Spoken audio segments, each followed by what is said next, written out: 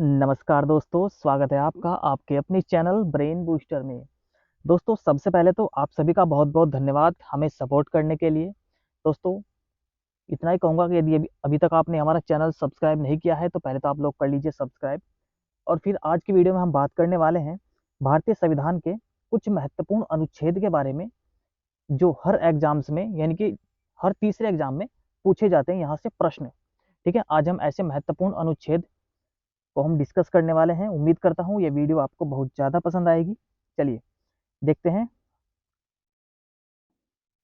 भारत के संविधान, दोस्तों ये आप लोगों को पता है कि जब भारत का संविधान बना, ठीक है, उस समय 395 इसमें आर्टिकल थे, 8 इसमें अनुसूचियाँ थी। ये आपको याद रखना है। जब भारत का संविधान बनाया गया था उस समय 8 अनुसूचियाँ थी और अभी जो हैं 12 अनुसूचियाँ हैं। ठीक है? और इसमें यदि हम भाग की बात करें तो टोटल 22 भाग हैं। एक बार और देख लीजिए। टोटल जो अनुसूचियाँ हैं अभी वो 12 हैं, 395 अनुच्छेद हैं और टोटल 22 भाग हैं। ये भी आपको पता होना चाहिए। स्टार्टिंग में जब हमारा संविधान बना उस समय उसमें 8 अनुसूचियाँ थी। चलिए, हमारा पहला अनुच्छेद है, देखिए, जो भाग 1 है। सबसे पहले देखिए 1 से लेके 5 तक भाग 1 में अनुच्छेद आते हैं। तो प्रश्न आपका बन सकता है, पहले तो मैं आपको बता दूं, पहले आप आर्टिकल 1 देखिए। आर्टिकल 1 इसमें कहा गया है कि जो भारत है वह राज्यों का संघ होगा। ठीक है? क्या कहा है? भारत राज्यों का संघ होगा। ध्यान रखिए, देखिए मैं आपको कुछ और बताऊंगा यहाँ। राज्यों का संघ होगा। ठीक है? इसके बाद ये आर्टिकल 1 की बात है। यदि केवल इतना लिखा हुआ आता है कि आर्टिकल 1 में क्या कहा गया है, तो आप क्या कहेंगे? भारत राज्यों का संघ होगा। अब देखिए मैं क्या कहना चाहता हूँ। आर्टिकल 1 का क्लोज यदि 1 आ जाए और आपसे पूछा जाए इसमें क्या दिया है, तो इस क्या कहेंगे? एक तो आप कहेंगे कि भारत राज्यों का संघ होगा। ठीक है? भारत राज्यों का संघ होगा। ठीक है? भारत राज्यों का संघ होगा। तथा इसमें एक बात और कही गई है, इसमें केवल भारत नहीं कहा गया, इसमें कहा गया भारत अर्थात इंडिया। ठीक है? यह बात आपको याद रखनी है। क्या कहा है कि भारत, इस पे आप नोटिस कीजिएगा, अर्थात इंडिया। ये आपको याद रखना है। यदि केवल इतना पूछा जाए कि भारत राज्यों का संघ होगा किस अनुच्छेद में है, तो आप क्या कहेंगे? अनुच्छेद 1 में। मगर यदि ये पूछा जाता है कि भारत अर्थात इंडिया राज्यों का संघ होगा, तो आप क्या कहेंगे? अनुच्छेद 1 के 1 में ये बात दी हुई है। कहाँ दी हुई है? आर्टिकल 1 के क्लोज 1 में ये बात दी गई है। चलिए, अनुच्छेद 3, नए राज्यों का गठन और मौजूदा राज्यों के क्षेत्र सीमाओं या नामों में परिवर्तन। इससे पहले आप आर्टिकल 2 देख लीजिए क्या है। यदि बाहरी सीमा की बात करेगा, ठीक है, तो आर्टिकल 2, और यदि आंतरिक सीमा की बात करेंगे तो आर्टिकल 3। ये आपको याद रखना है। आर्टिकल 2 क्या है? ये बाहरी सीमा की बात करता है, यानी कि विदेशी राज्यों को मिलाने की बात करता है। और जो भारत, जो आर्टिकल 3 है उसमें क्या होता है? हमारे जो आंतरिक राज्य हैं उन्हीं का नाम बदलना हो, ठीक है, उनकी सीमाओं में परिवर्तन करना हो, ये आर्टिकल 3 में आता है। तो आर्टिकल 3 में देखिए क्या कहा गया है कि अनुच्छेद 3 क्या बोलता है? नए राज्यों का गठन। ठीक है? नए राज्यों का गठन होगा और मौजूदा राज्यों के क्षेत्रों में यदि परिवर्तन करना हो, सीमाओं या नामों में परिवर्तन करना हो, तो आप आर्टिकल 3 को लेकर कर सकते हैं। भाग 2 देखिए, भाग 2 में क्या है? भाग 2 में नागरिकता है। ये भी प्रश्न पूछे जाते हैं भाग से, सिर्फ सीधे सीधे। तो भाग भी हमने इसमें जो महत्वपूर्ण है वो दे रखे हैं। अब अनुच्छेद 8 देखिए क्या बोलता है?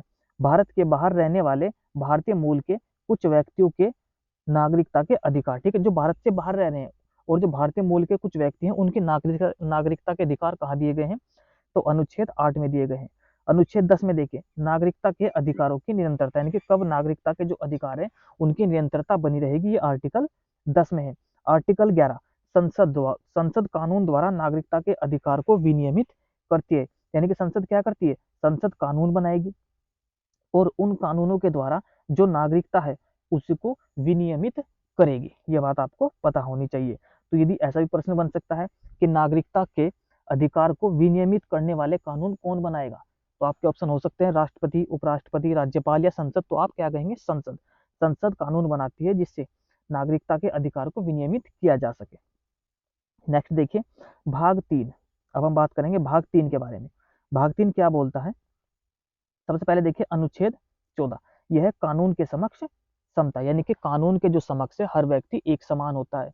ना तो कोई व्यक्ति कानून से बड़ा है और ना कोई ये। अब एक बात देख लीजिए, चाहे एक आम नागरिक हो या फिर भारत का राष्ट्रपति हो, कानून सबके लिए एक समान होता है। ये बात आर्टिकल 14 में दी हुई, यानी कि कानून के जो समक्ष है सभी व्यक्ति एक समान होते हैं। ये बात आपको पता होनी चाहिए। हालांकि कुछ विशेषाधिकार यानी कि कुछ छूट दे दी जाती है, जैसे राष्ट्रपति हो गया, उपराज्यपाल राज्यपाल हो गए, ठीक है, इन सबको क्या है कुछ छूट दे रखी है। जो यूएनओ के अधिकारी होते हैं, राजदूत होते हैं, उन्हें आर्टिकल 14 के तहत कुछ छूट प्राप्त है, उनके कुछ विशेष अधिकार हैं। अनुच्छेद 15 में देखिए क्या है, धर्म, मूल वंश, जाति, लिंग या जन्म स्थान के आधार पर भेदभाव का निषेध करते हैं। यदि ये आर्टिकल 15 में कौन कौन सा धर्म, मूल वंश, जाति, लिंग या जन्म स्थान के आधार पर भेदभाव का निषेध करते हैं। आर्टिकल 16 लोक नियोजन के मामलों में अवसर की समानता, ठीक है, यानी कि सभी व्यक्तियों को क्या होगा, जो अवसर है अवसर की समानता सबको दी जाएगी, सभी व्यक्ति नौकरी कर सकते हैं। ठीक, तो ये दिया गया है आर्टिकल 16 में। आर्टिकल 17 यहाँ पर नहीं दिया हुआ है, वो महत्वपूर्ण है, आप लोग नोट कर लीजिएगा। आर्टिकल 17 इसमें है अस्पृश्यता का अंत, यानी कि छुआछूत का जो अंत है आर्टिकल 17 में दे रखा है अस्पृश्यता। ठीक है दोस्तों, मेरा एक प्रश्न है आपसे कि अस्पृश्यता आखिर होती क्या है, इसका ऐतिहासिक विवरण क्या है? ठीक, आप लोग यदि इसका जानते हैं तो मुझे कमेंट करके आप लोग जरूर बताइए, यानी कि मेरे जो अस्पृश्यता है इसकी परिभाषा बतानी है क्या है, सुप्रीम कोर्ट ने इसकी परिभाषा क्या दी है। जो भी मुझे इस सवाल का सही आंसर दे देगा, सबसे पहले जब हम अपनी नेक्स्ट वीडियो डालेंगे कल, तो सबसे पहले उसका नाम अनाउंस किया जाएगा, जो मुझे बता देगा कि आखिर जो आर्टिकल 17 में अस्पृश्यता शब्द है उसकी डेफिनेशन क्या है। चलिए आर्टिकल 19, आर्टिकल 19 में दे रखी है स्वतंत्रता। चलिए स्वतंत्रता कैसी, भाषण और अभिव्यक्ति की स्वतंत्रता, शांतिपूर्ण सभा की स्वतंत्रता, संगठन बनाने की स्वतंत्रता, आंदोलन करने की स्वतंत्रता। आंदोलन कैसा, जो शांतिपूर्ण आंदोलन हो उसकी स्वतंत्रता है, ये नहीं आप कहीं जाकर हल्ला बुक्की करने लगे, बम बम फोड़ने लगे, तो इसकी स्वतंत्रता नहीं है। ठीक है, निवास स्थान कहीं पर भी बसने की आपको स्वतंत्रता है। अब देखिए अनुच्छेद 20 क्या बोलता है, आर्टिकल 20 बोलता है अपराधों के लिए दोष सिद्धि के संबंध में संरक्षण, ये आर्टिकल 20 में है। और अनुच्छेद 32 क्या बोलता है, संवैधानिक उपचारों का अधिकार, ये आर्टिकल 32 बोलता है, तो जिसे अंबेडकर जी ने क्या कहा था, संविधान की आत्मा कहा था, किसे, आर्टिकल 32 को। आर्टिकल 21 यहाँ पर आपको याद रखना है, आर्टिकल 21 में क्या है, गरिमामय जीवन जीने का अधिकार। ठीक है, ये आर्टिकल 21 में है और याद रखना आपको। भाग 4, भाग 4 में देखिए क्या है,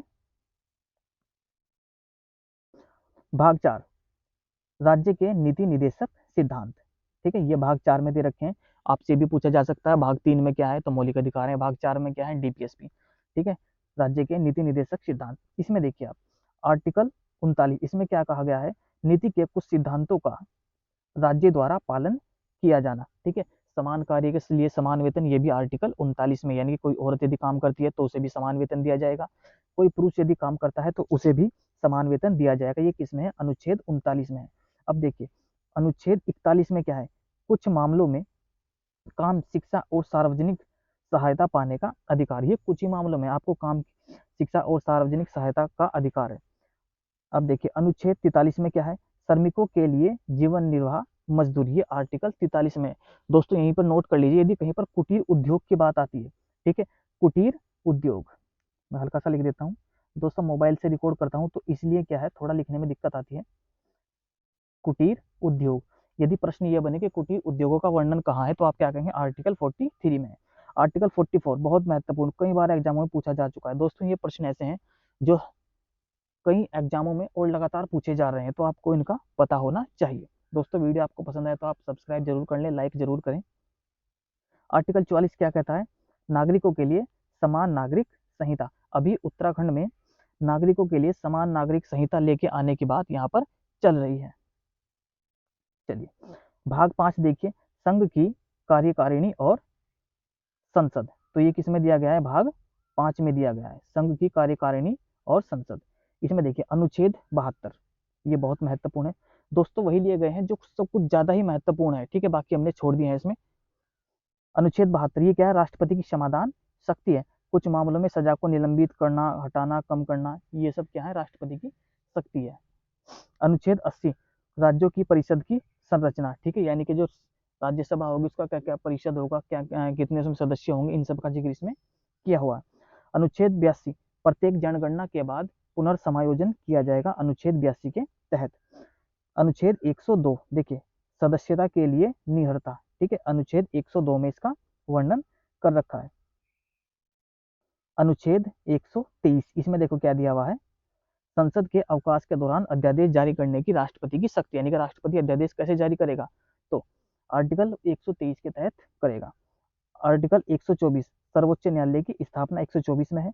अनुच्छेद 125 न्यायाधीशों के वेतन भी 125 में, अनुच्छेद 125 के अंतर्गत दिए गए हैं। अनुच्छेद 126 कार्यवाहक मुख्य न्यायाधीश की नियुक्ति, ये अनुच्छेद 126 में दिया गया है। अनुच्छेद 127 में तदर्थ न्यायाधीशों की नियुक्ति, देखिए ये जो दो प्रकार के न्यायाधीश है जिनकी नियुक्ति की जाती है, यदि न्यायालय में काम ज्यादा है, ठीक है, और जो मौजूदा न्यायाधीश है यदि उनसे काम कंट्रोल नहीं हो रहा है, तो उस काम को कंट्रोल करने के लिए या तो कार्यवाहक मुख्य न्यायाधीश की नियुक्ति करते हैं या फिर तदर्थ न्यायाधीशों की नियुक्ति करते हैं। अधिकतर यह पूछा जाता है कि जो तदर्थ न्यायाधीश है उनकी नियुक्ति किस आर्टिकल के तहत की जाती है, तो आर्टिकल 127 के तहत। अनुच्छेद 128 उच्चतम न्यायालय में की बैठक में सेवानिवृत्त न्यायाधीशों की उपस्थिति, ये 128 में है। अनुच्छेद 129 उच्चतम न्यायालय का अभिलेख न्यायालय होना, यानी कि अभिलेख न्यायालय का जिक्र किस अनुच्छेद में है, तो 129 में है। दोस्तों प्रश्न ये बनता है अभिलेख न्यायालय क्या है, यानी कि सुप्रीम कोर्ट, हाई कोर्ट या कोई सा भी कोर्ट हो, यदि उसके द्वारा किसी निर्णय को पारित कर दिया जाता है तो वह एक अभिलेख बन जाता है, और उसके आधार पर आप किसी दूसरे न्यायालय में उस मामले को रखकर अपने फैसला अपने पक्ष में करवा सकते हैं, ठीक। और ये बोल सकते हैं कि साहब आपने ऐसा फैसला उस कोर्ट में सुनाया हुआ है, तो यहाँ पर भी इसे माना जाना चाहिए। अनुच्छेद 126 अब आप ये देखिए, तो 136, ठीक है, अनुच्छेद 136 क्या बोलता है, उच्चतम न्यायालय में अपील के लिए विशेष अवकाश, ठीक है, ये 136 में है। अनुच्छेद 137 ये बहुत महत्वपूर्ण है, ये आपको याद रखना है। अनुच्छेद 137 इसमें क्या है, उच्चतम न्यायालय द्वारा निर्णय या आदेशों की समीक्षा। प्रश्न ये बनता है कि किस अनुच्छेद के तहत जो कोर्ट है वह अपने ही निर्णय की समीक्षा कर सकता है, कि जो निर्णय उसने खुद ही दिया है उसकी समीक्षा वह खुद ही कर सकता है, तो आर्टिकल 137 के तहत। अनुच्छेद 141 भारत के सर्वोच्च न्यायालय का निर्णय सभी न्यायालयों पर बाध्यकारी, ये आर्टिकल 141 में, यानी कि यदि सर्वोच्च न्यायालय ने कोई निर्णय दे दिया तो वह सभी न्यायालयों पर बाध्यकारी होगा। अनुच्छेद 148 भारत का नियंत्रक महालेखा परीक्षक, आर्टिकल 149 सीएजी के कर्तव्य और शक्तियां। आर्टिकल 148 बहुत पूछा जाता है किससे संबंधित है, तो यह है भारत के नियंत्रक एवं महालेखा परीक्षक से। इसकी जो रिपोर्ट है यहाँ पर आप लिख लीजिए, सीएजी की जो रिपोर्ट है वह आर्टिकल 151 के तहत आती है, और ये जो अपनी रिपोर्ट है ये राष्ट्रपति को देता है, ठीक है, ये आपको पता होना चाहिए। चलिए नेक्स्ट देखिए, भाग 6। भाग 6 में देखिए क्या है, आर्टिकल 153 राज्य के राज्यपाल के बारे में बात कर रखी है कि एक राज्य के लिए एक राज्यपाल होगा। 154 राज्यपाल की शक्तियां बताई हुई हैं। 161 में राज्यपाल की समाधान शक्ति, जैसे आर्टिकल 72 में किसकी शक्ति है, ये राष्ट्रपति की समाधान शक्ति है, ठीक है, तो ऐसे ही 161 में राज्यपाल की समाधान शक्ति है। 165 में राज्य का महाधिवक्ता है, ठीक, राज्य का महाधिवक्ता का वर्णन किस में है, 165 में। अनुच्छेद 213 अध्यादेश प्रख्यापित करने की राज्यपाल की शक्ति, देखिए 213 के तहत किसकी है, राज्यपाल की शक्ति है, और 123 के तहत किसकी है, ये राष्ट्रपति की शक्ति है, ठीक है। ये अध्यादेश कब लेके आया जाता है, या तो एक सदन सत्र में ना हो या दोनों ही सदन सत्र में ना हो, लेकिन कोई ऐसी स्थिति आ जाए कि अध्यादेश लेके पारित करना आवश्यक हो जाए, ऐसी स्थिति में राज्यपाल या राष्ट्रपति किसी भी अध्यादेश को पारित कर सकता है। अनुच्छेद 214 राज्यों के लिए एक उच्च न्यायालय होगा, तो ये अनुच्छेद 214 में है। अनुच्छेद 215 उच्च न्यायालय का अभिलेख न्यायालय होना, ये 215 में दिया हुआ है। अभिलेख न्यायालय उच्च न्यायालय का भी है और एक सुप्रीम कोर्ट का भी है। अनुच्छेद 226 ये हाई कोर्ट रिट जारी करता है 226 के तहत, और जो सुप्रीम कोर्ट है वो आर्टिकल 32 के तहत रिट जारी करता है, ये आपको पता होना चाहिए। अनुच्छेद 233 जिला न्यायाधीशों की नियुक्ति 233 में है, और अनुच्छेद 235 में अधीनस्थ न्यायालयों का नियंत्रण है, ये अनुच्छेद 235 में आता है। भाग 9 देखिए, भाग 9 में क्या है, पंचायतें हैं, पंचायतें, ठीक है, किसमें आता है भाग 9 में, पंचायतें। अनुच्छेद 243 का ए ग्राम सभा का वर्णन कर रखा है, तो प्रश्न बन सकता है ग्राम सभा किस अनुच्छेद में, तो 243 के ए में। 243 के बी में क्या है, पंचायतों का गठन, यानी कि जो ग्राम सभा कैसे पंचायत का गठन करेगी इसका वर्णन किया हुआ है 243 के बी में। भाग 12 देखिए, यहाँ पर एक भाग दिया हुआ है, भाग 12 इसमें क्या है, वित्त संपत्ति अनुदान और छूट भाग 12 में है। तो अनुच्छेद 226 संचित निधि और लेखा निधि, नहीं सिंपल सा प्रश्न बनता है, मैं आपको बताऊंगी, आर्टिकल 2066 लिखा हुआ है, तो ये आपके संचित निधि से संबंधित है, ठीक है, किससे संबंधित है, संचित निधि से संबंधित है। और आर्टिकल 267 ये आकस्मिक निधि से संबंधित है, ठीक है, ये रही आकस्मिक निधि। आकस्मिक निधि क्या है, अचानक से कहीं पर भूकंप आ जाए, बरसात होने लगे और सरकार को अचानक से पैसे की आवश्यकता पड़ जाए, तो आकस्मिक निधि से वो पैसा निकाला जाता है जो राष्ट्रपति के कंट्रोल में होती है, ठीक है।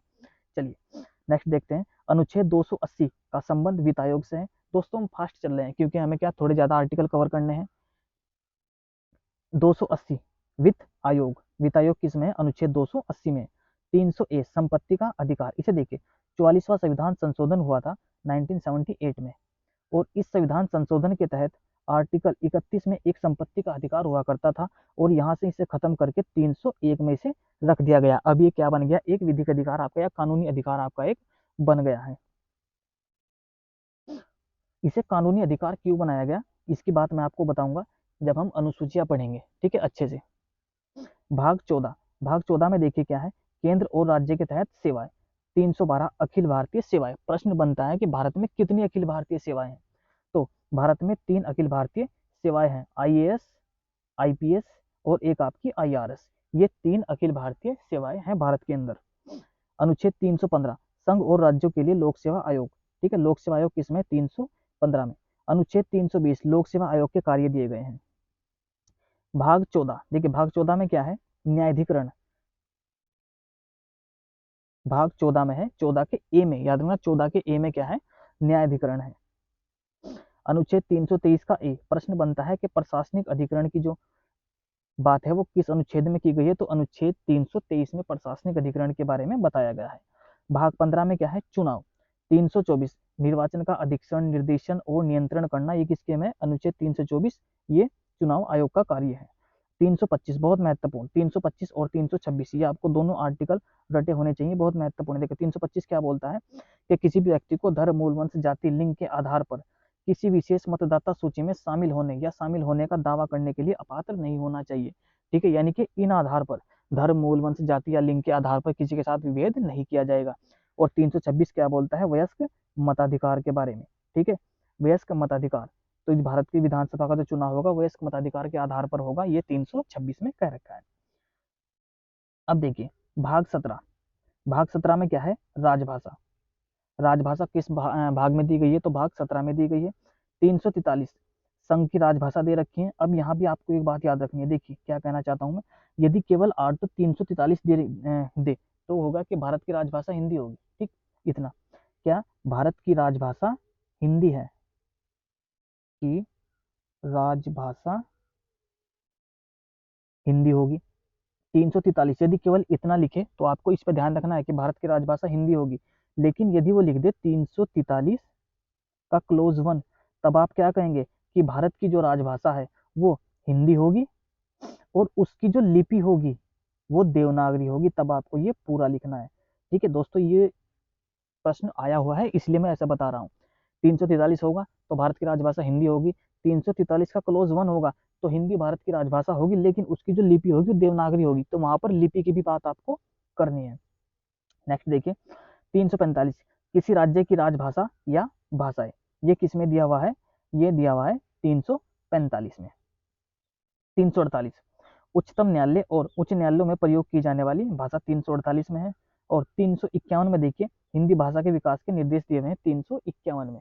यहाँ पर 350 भी आपको याद रखना है, इसमें कहा गया है कि अपनी व्यथा का निवारण, यानी कोई भी व्यक्ति यदि इसके साथ कोई घटना घटती है तो उसका जो निवारण किया जाएगा वो उसी की भाषा में किया जाएगा, ये 350 है। और 350 का कै भी आपको याद रखना है कि जो अनुसूचित जाति जनजाति के जो बच्चे हैं, इन्हें जो प्राथमिक शिक्षा दी जाएगी वो उन्हीं की मातृभाषा में दी जाएगी। ठीक, ये 350 के क में है। अब भाग 18 में दिया हुआ है आपात स्थिति।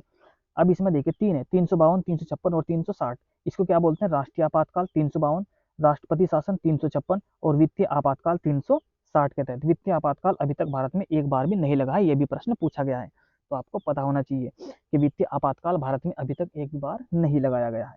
चलिए नेक्स्ट देखते हैं, और ये हमारा आखिरी प्रश्न है। भाग 20। भाग 20 में क्या है? संविधान का संशोधन किसमें दिया गया है? भाग 20 में दिया गया है। और किस अनुच्छेद के तहत? अनुच्छेद 368 के तहत संविधान में संशोधन करने की शक्ति दे रखी है। दोस्तों ये थे हमारे कुछ महत्वपूर्ण आर्टिकल। बस मैं आपसे इतना ही कहूँगा कि आप चैनल को सब्सक्राइब जरूर करें, तभी हमें मोटिवेशन मिलेगा और हम आपके लिए बहुत सारी अच्छी अच्छी वीडियोज़ लेकर आएंगे। तो दोस्तों इसी के साथ अपनी वीडियो को हम विराम देते हैं। धन्यवाद।